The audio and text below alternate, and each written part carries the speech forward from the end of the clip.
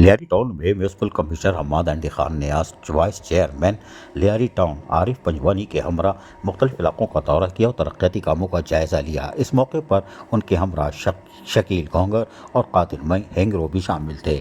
انہوں نے ہنگورہ نے جہاں شامل تھے انہوں نے دورہ کیا۔ اس موقع پر حماد اندی خان نے وائس چیئرمین کو بتایا کہ بلدیاتی سہولتوں کا سلسلہ لیاری ٹاؤن میں ہنگامی بنیادوں پر جاری ہے۔